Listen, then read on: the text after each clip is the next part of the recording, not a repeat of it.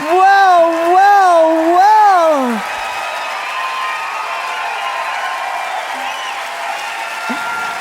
Okay. I like it. I like this very much. I like it very much. I can't tell you how excited I am to be here in St. Paul at the fabulous Fitzgerald Theater with you, dear listener, and all you fine Minnesotans, and Maeve Higgins and Lake Street Dive and Jack Ever-Loving Woods. Lord. You know, being the new host of A Prairie Home Companion is like drawing a Monopoly card that says, bank error in your favor, collect Garrison Keillor offering you a job that was your pretend game as a child along with becoming a Jedi Master, Shamu the Killer Whale, and a starting pitcher for the Cubs. I accept. And I am psyched. Really psyched. And to top it all off, friends, it's fall. It's fall, the undisputed champion of seasons. And for so many reasons, sorry, I didn't mean for that to rhyme. There's the crisp air, the hot apple cider, fireplaces coming out of hibernation, and of course, the leaves, fall's greatest hit. But fall has a lot of hits. Also the mist, root vegetables, playoff baseball, my aforementioned Cubbies. Woo! Okay. Look, I understand Minnesotans would probably rather talk football or basketball than baseball. After all, the Vikes are the last undefeated team in the NFL. Very well done there. And your Lynx, folks, are gunning for their third WNBA title in 4 years. That is amazing. Best of luck and congratulations to them. But have you ever wondered why there are so many people who, like me, adore the Cubs despite never having lived anywhere near Chicago? It's not because we're attracted to winners, clearly.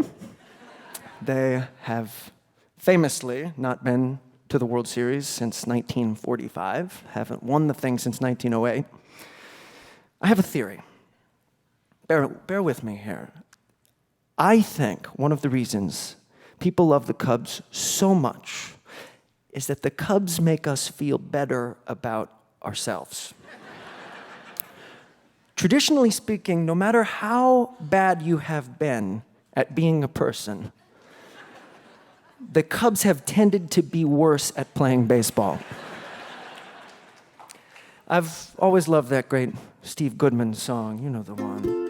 Do they still play the blues in Chicago when baseball season rolls around? But no, Mr. Goodman, they don't.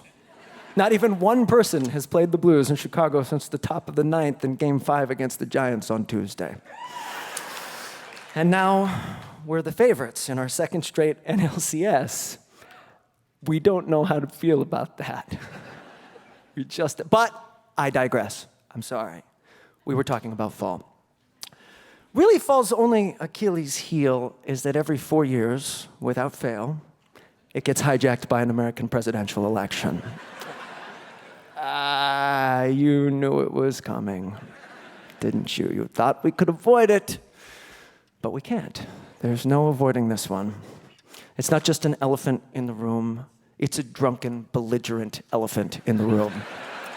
One that makes it nearly impossible to think about anything else. Like, for instance, well, I should say, I would be a hypocrite if I was to criticize either candidate for things that I myself have done. For instance, I use an insecure email server on the regular. And I went through a stretch where I didn't pay income taxes for 18 years. After which, I graduated high school and got a job.